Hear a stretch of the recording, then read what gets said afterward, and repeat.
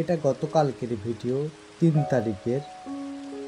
NH10-এ 27 মাইলের কাছে একটি আর্মির বাস অ্যাক্সিডেন্ট হয় এবং দেখতে পাচ্ছ বাসটা পুরোপুরিভাবে হেলে যায় এবং বাঁ সাইডে যে তোমার ধাক্কা মারে এবং ক্ষয়ক্ষতি সেভাবে কিছু হয়নি।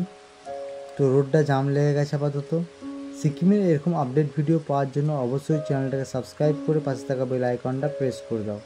এমনিতেই কিন্তু এখন NH10-এ প্রচুর জাম, তারপর রাস্তা খারাপ থাকার জন্য টুকটাক অ্যাক্সিডেন্টও ঘটছে কিন্তু এখন।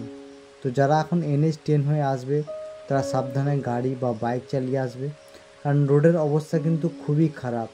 চাকা স্কিড করছে বিভিন্ন জায়গায় মাটি পড়ে আছে রাস্তায় এবং বিভিন্ন জায়গায় কিন্তু ল্যান্ডস্লাইড হয়েছে, তার জন্য কিন্তু বিভিন্ন জায়গায় রাস্তা কিন্তু খুবই খারাপ।